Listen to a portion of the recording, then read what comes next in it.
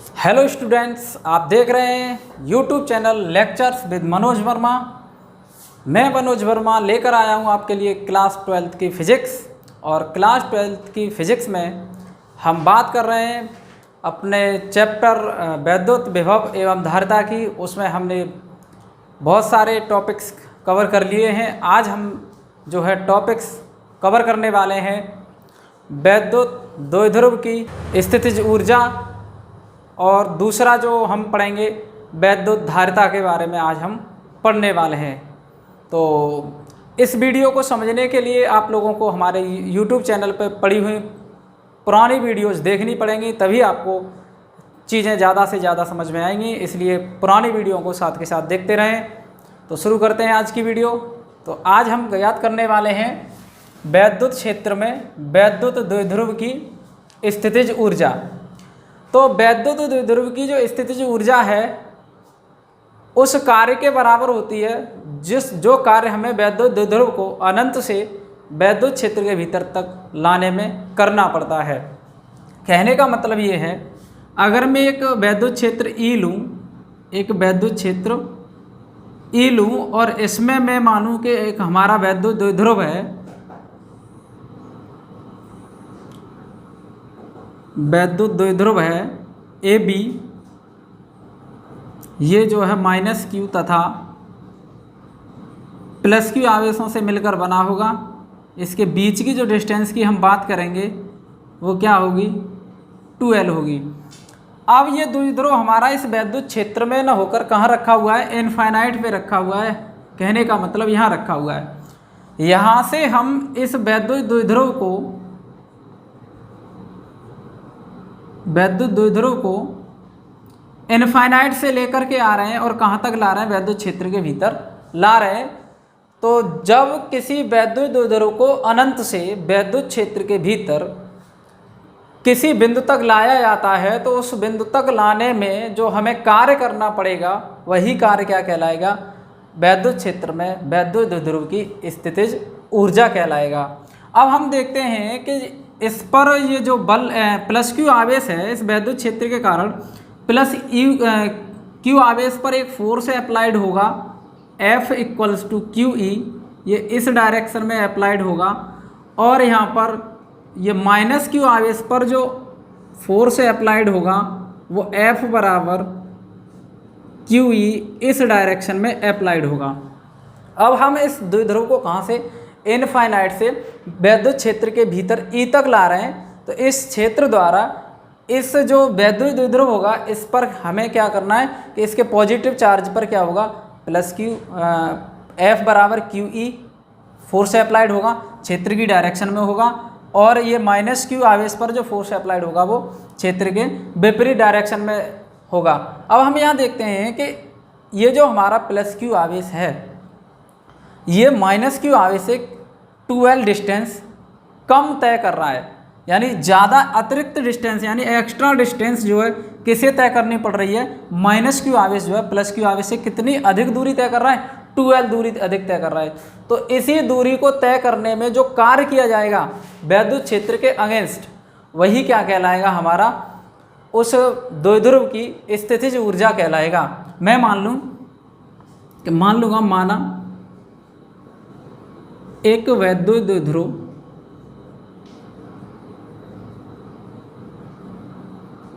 AB को अनंत से वैद्युत क्षेत्र के भीतर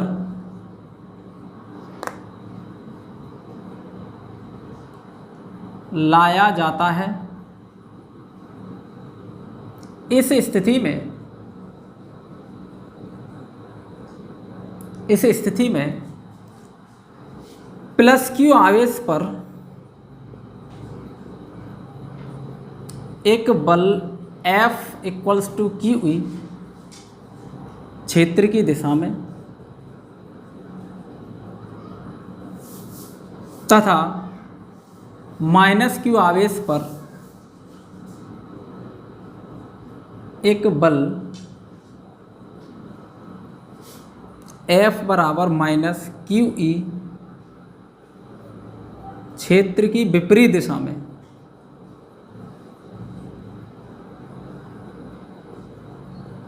लगता है। चित्र से यहाँ क्लियर है, चित्र से जो स्पष्ट है, चित्र से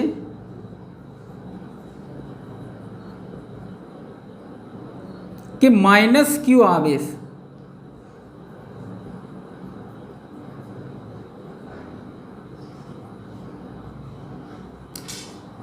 प्लस क्यू आवेश से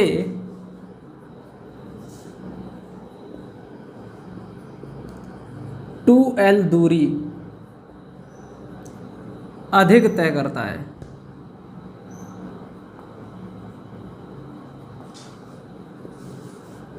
क्लियर हो रहा है कि ये जो माइनस क्यू आवेश है वैद्युत क्षेत्र के भीतर प्लस क्यू आवेश से कितनी दूरी अधिक तय कर रहा है, 2l दूरी। तो इसी दूरी को तय करने में जो कार्य करना पड़ेगा वही कहलाएगा द्विध्रुव की स्थितिज ऊर्जा। तो अब मैं कहूँगा यहाँ पर, अब ये इस पर फोर्स कितना अप्लाइड हो रहा है, क्यू ई, लेकिन ये डिस्टेंस, अब वर्क बराबर क्या होता है, डिस्टेंस वर्क बराबर होता है फोर्स इनटू डिस्प्लेसमेंट। तो कितना डिस्प्लेसमेंट अधिक यहाँ पर ये जो तय कर रहा है, कितना कर रहा है, 2l डिस्प्लेसमेंट यहाँ पर ज़्यादा है। तो इसी दूरी को तय करने में जो कार्य किया जाएगा वही ये जो वैद्युत द्विध्रुव होगा इसकी स्थितिज ऊर्जा कहलाएगा। तो मैं लिखूँगा अतः वैद्युत क्षेत्र के भीतर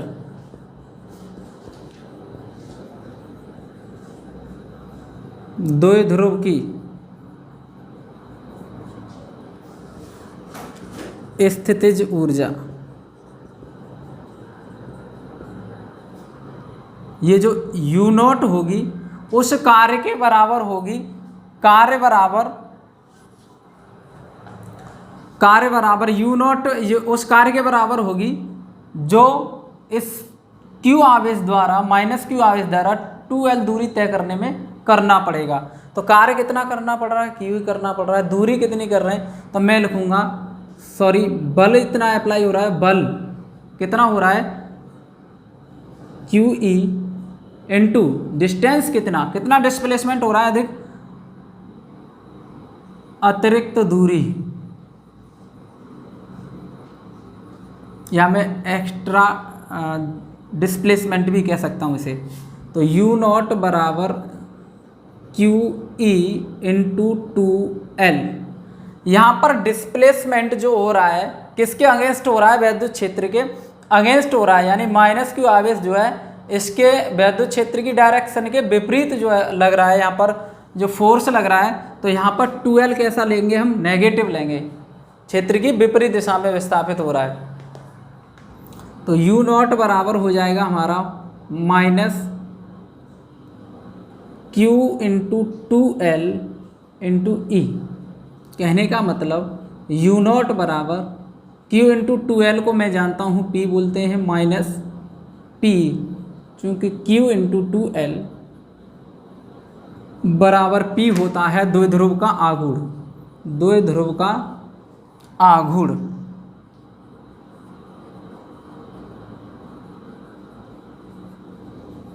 ये हमारी जो एनर्जी निकली द्विध्रुव के स्थायी संतुलन की ऊर्जा निकली, यानी जब ये जो है स्थायी संतुलन में हमारा द्विध्रुव जो है स्थायी संतुलन में होगा तब उसकी ऊर्जा कितनी आएगी, यू नॉट आएगी।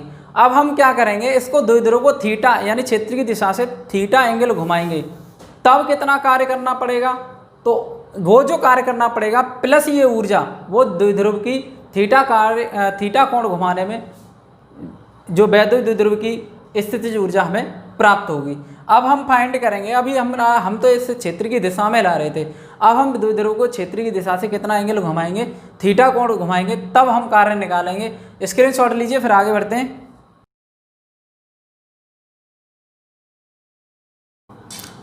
ये जो ऊर्जा हमें प्राप्त हो रही है, कहने का मतलब द्विध्रुव की स्थायी संतुलन में ऊर्जा होगी ये यू नॉट बराबर माइनस PE जूल। अब क्या करेंगे, हम दो ध्रुवों को थीटा एंगल घुमाएंगे। नाव को क्षेत्र की दिशा से थीटा कोण घुमाने पर, थीटा कोण रोटेट करेंगे हम क्षेत्र की दिशा से, किया गया कार्य ये होता है हमारा W बराबर PE 1 माइनस कॉस थीटा। इसे हम पिछले डेरिवेशन में फाइंड कर चुके हैं। अब ये तो वर्क हो गया। अब द्विध्रुव को हम थीटा एंगल घुमाने में क्या निकालेंगे, द्विध्रुव की स्थिति ऊर्जा। आता है द्विध्रुव को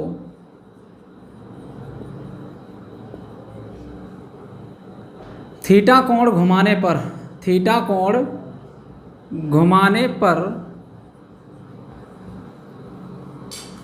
द्विध्रुव को थीटा कोण घुमाने पर स्थितिज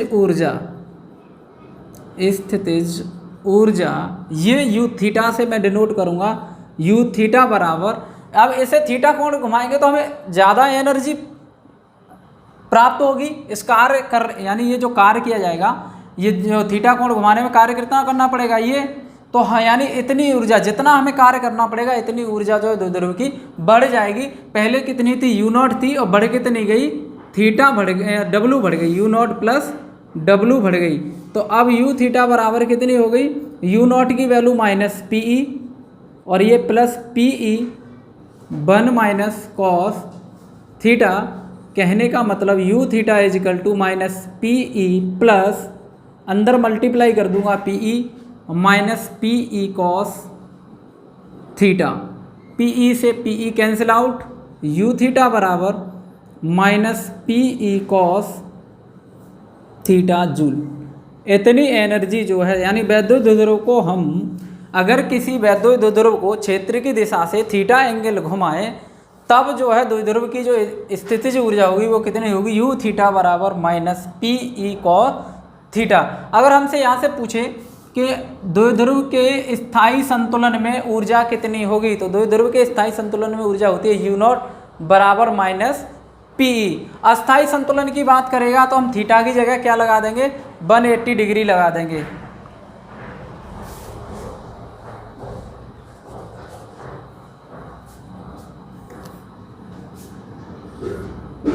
विशेष स्थिति की बात करें हम,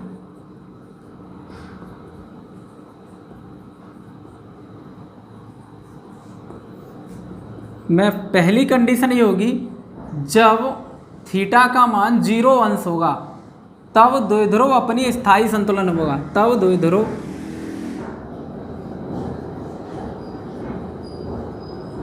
अपने स्थायी संतुलन में होगा।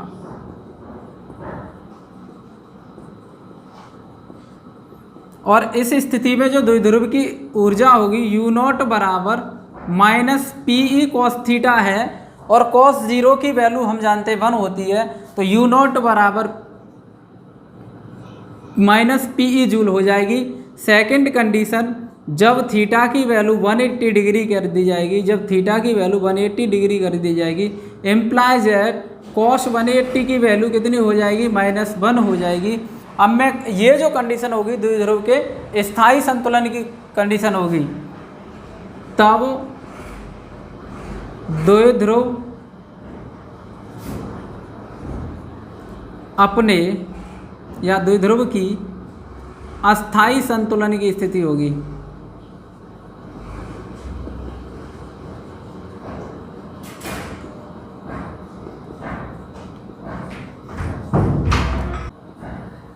आता है U 180 डिग्री में निकालूंगा तो कितनी आएगी, -PE cos 180, cos 180 की वैल्यू -1 है तो -PE इंटू -1 करूँगा तो PE आ जाएगी, PE जूल। कहने का मतलब द्विध्रुव के अस्थायी संतुलन की वैल्यू, अस्थायी संतुलन की स्थिति में जो एनर्जी की वैल्यू होगी, पोटेंशियल एनर्जी की, वो कितनी होगी, PE जूल होगी। स्क्रीनशॉट लीजिए, फिर हम आगे बढ़ते हैं। अब यार कितना टाइम कितना होगा देखिए, जहाँ में देख लें 39 एक डेरिवेशन है जहाँ 3 बजे के बाद खाएंगे ये। 3 बजे के बाद खाओगे? मुँह बंद कर ले भाई।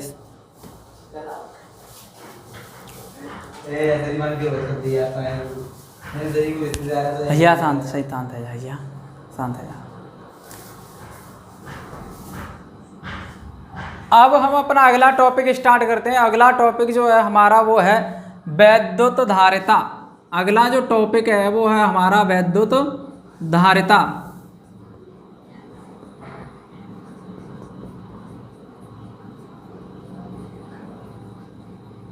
इलेक्ट्रिक कैपेसिटी या कैपेसिटेंस इसे हम बोल सकते हैं।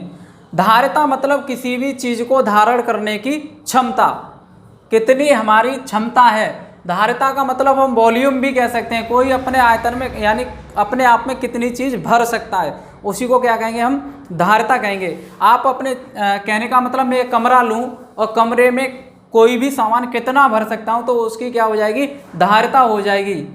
तो यहाँ पर वैद्युत धारिता का मतलब ये होगा, अगर यहाँ ये हम समझेंगे, अगर मैं किसी कंडक्टर को लूँ, किसी चालक को लूँ और इसे मैं क्या दूंगा, पॉजिटिव चार्ज दूंगा या चार्ज दूंगा मैं इसे। अगर इस चालक को मैं क्या करूँगा, चार्ज दूंगा, तो इसके क्या होगा, इसका जो पोटेंशियल होगा उसके विभव में क्या होगी, वृद्धि होगी। मैं आवेश में क्या करूँगा, वृद्धि करूँगा। आवेश में क्या करूँगा, वृद्धि करूँगा। उसके साथ ही किस में वृद्धि होगी, उसके विभव में। जैसे जैसे आवेश में वृद्धि करूँगा, ठीक वैसे ही विभव में क्या होगी, विभव में भी वृद्धि होगी। तो कहने का मतलब हम यहाँ ये कह सकते हैं Q, अगर मैं Q is directly proportional V कह सकता हूँ, यानी विभव आवेश किसके समानुपाती होता है, विभव के। क्योंकि मैं अगर किसी चालक को Q आवेश दे रहा हूँ तो उसके विभव में क्या हो रही है, वृद्धि हो रही है। और किसके संगत हो रही है, आवेश में वृद्धि के संगत हो रही है। तो मैं यहाँ कहूँगा कि अगर मैं किसी चालक को Q आवेश दे रहा हूँ तो जो V उसका विभव जो है Q के समानुपाती, Q के अकॉर्डिंग जो है करस्पॉन्डिंग बढ़ेगा। तो मैं ये कहूँगा Q is directly proportional V, Q is directly proportional V। और हम जानते हैं डायरेक्टली प्रोपोर्शनल का चिन्ह हटाते हैं, यानी समानुपाती का चिन्ह हटाते हैं तो क्या लगा देते हैं, कांस्टेंट लगा देते हैं। ये कांस्टेंट लगा देते हैं। यहाँ मैं कांस्टेंट लगाने वाला हूँ C, कांस्टेंट क्या लगाऊंगा, C। तो Q बराबर क्या हो जाएगा, CV। तो कहने का मतलब ये C जो है ये कांस्टेंट है, C क्या है, कांस्टेंट है। और इस कांस्टेंट को ही मैं कहूँगा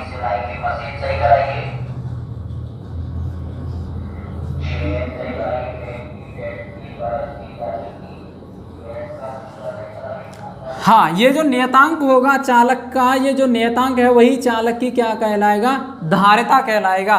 यानी धारण, ये जो मैं चार्ज दे रहा हूँ और चार्ज देने पर विभव में वृद्धि हो रही है तो वो चार्ज को अपने ऊपर धारण कर रहा है। तो ये जो C जो चालक, ये यहाँ पर कांस्टेंट का जो कार्य कर रहा है वही क्या होगी, चालक की वैद्युत धारिता होगी। तो अगर मैं यहाँ पर डेफिनेशन की बात करूँ तो क्या होगा, किसी चालक को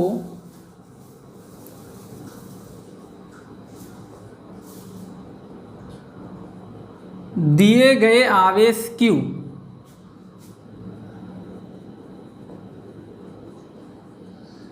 तथा उसके विभव में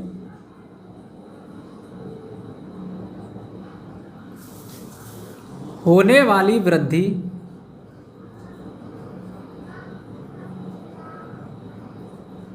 V के अनुपात को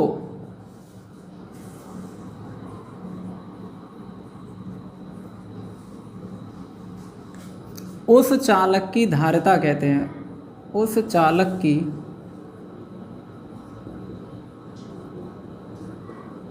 धारिता कहते हैं। अतः वैद्युत धारिता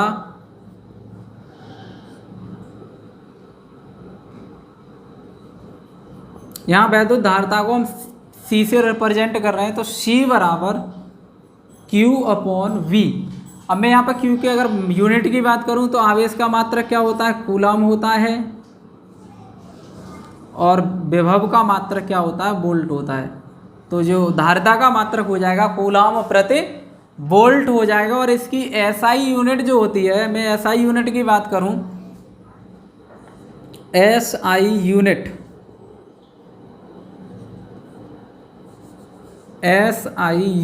ऑफ कैपेसिटेंस वो हो जाएगी कितनी, उसे बोलते हैं हम फैरड। क्या बोलते हैं, फैरड। कहने का मतलब 1 कूलम प्रति वोल्ट बराबर कितना होगा, 1 फैरड होगा।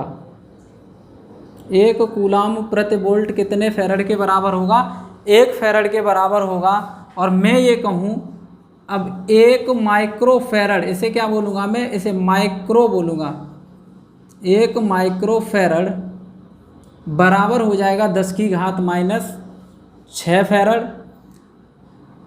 1 नैनो फैरड, इसे मैं नैनो बोलूँगा, 1 नैनो फैरड बराबर 10⁻⁻9 फैरड। और 1 pico farad, P for pico farad बराबर 10⁻12 फैरड। ये इसके कुछ अदर यूनिट्स हैं, इन्हें भी हम याद रखेंगे। तो ये हमारी वैद्युत धारिता हो गई, स्क्रीनशॉट लो। और आज की वीडियो को हम यहीं पर समाप्त करते हैं। मिलते हैं फिर अगली वीडियो में कुछ नए डेरिवेशन और डेफिनेशनों के साथ। तो तब तक के लिए थैंक यू, बाय।